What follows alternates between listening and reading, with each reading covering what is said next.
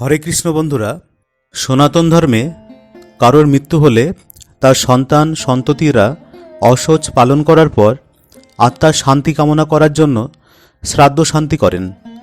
তারপর আত্মীয় স্বজনদের নিমন্ত্রণ করে খাওয়ান। কিন্তু হিন্দু পুরাণ মতে শ্রাদ্ধানুষ্ঠানে খাবার খাওয়া নাকি পাপ। এই খাবার খেলে নাকি ভক্তিভাব নষ্ট হয়। আবার কেউ বলেন এই খাবার খেলে আমাদের মতিভ্রম হয়ে অনেক পাপ কাজও করতে পারি। এই প্রসঙ্গে নাকি একটি পৌরাণিক কাহিনীও আছে।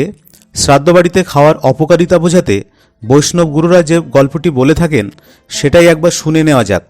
একবার এক সন্ন্যাসী তার নিজের কোনো কাজে যাচ্ছিলেন।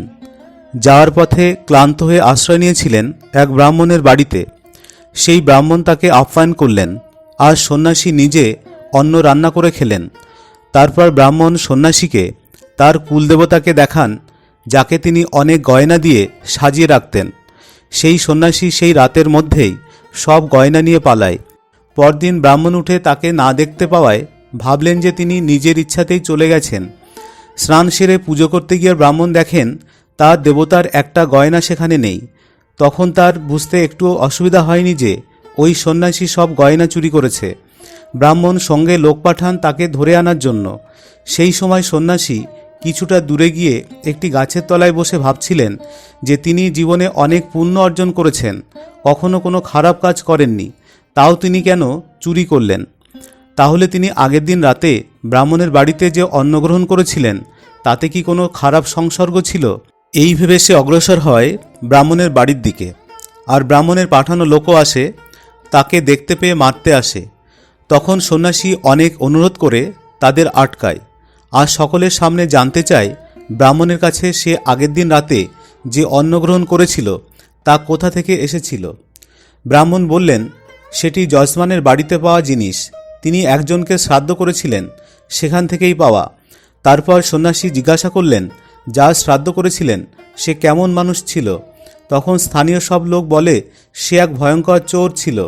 তখন সন্ন্যাসী বুঝলেন তাহলে চোরের শ্রাদ্ধের অন্ন খেয়েই তার চুরি করার দুর্মতি হয়েছে। এই কথা তিনি সকলকে বলে সব জিনিস ফেরত দিয়ে যান আর বলেন তিনি একবেলা অন্ন খেয়ে যা পাপ করে ফেলেছেন তার জন্য তাকে সারা জীবন প্রায়শ্চিত্ত করতে হবে। এই গল্পটা বলে বক্তারা বোঝাতে চান যে শ্রাদ্ধ বাড়িতে খাওয়া যাবে না। খেলে যে লোকের উদ্দেশ্যে শ্রাদ্ধ করা হয়েছে তার কর্মফলের ভাগ নিতে হবে বা খারাপ গুণগুলোর ভাগ নিতে হতে পারে।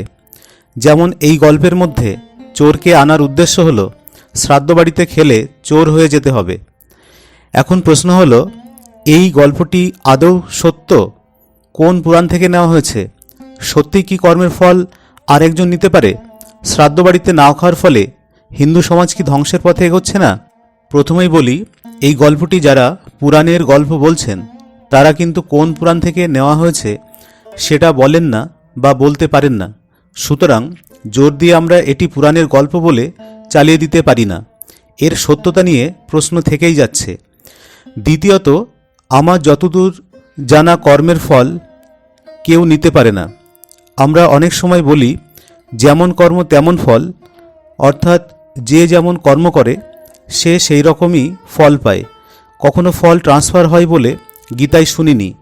যার কর্মফল তাকেই ভোগ করতে হয়।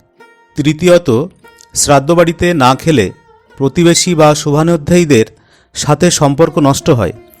সেটা ভবিষ্যতের জন্য ক্ষতিকর। কারণ শ্রাদ্ধ বলে যে লোকের নিমন্ত্রণ রক্ষা করা হলো না সে লোক যেমন আপনাকে আর আগের মতো সুনজরে দেখবে না, তেমনই আপনার মঙ্গল কামনাও করবে না এবং আপনার বাড়ির কোনো অনুষ্ঠানে তাকে নিমন্ত্রণ করলেও আসবে না। এইভাবে সামাজিক সম্পর্ক নষ্ট হবে, সামাজিক বন্ধনগুলো নষ্ট হবে, বিপদে আপদে কেউ কারুর পাশে দাঁড়াবে না।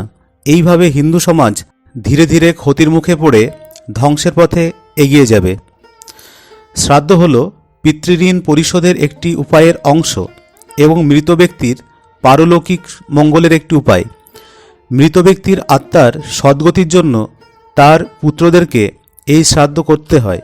কারণ কোনো ব্যক্তির সন্তান যদি না থাকে এবং তার মৃত্যুর পর তার উদ্দেশ্যে যদি পিণ্ডদান ও শ্রাদ্ধানুষ্ঠান না করা হয় তাহলে সেই ব্যক্তির আত্মার সদ্গতি হয় না বলে বিশ্বাস করা হয়।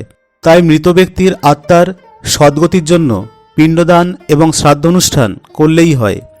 এখন প্রশ্ন উঠতে পারে, তাহলে লোকজনকে খাওয়ানোর দরকার কি? লোকজনকে খাওয়ানো আসলে সামাজিক সহযোগিতার একটি প্রতিদান।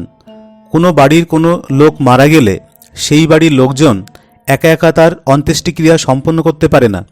পাড়ার বা গ্রামের সকলে মিলে তাকে দাহ করতে সাহায্য করে। আবার কেউ শোকগ্রস্ত পরিবারকে সান্ত্বনা দিয়ে ঘুরে দাঁড়ানোর জন্য মানসিক শক্তি যোগায়।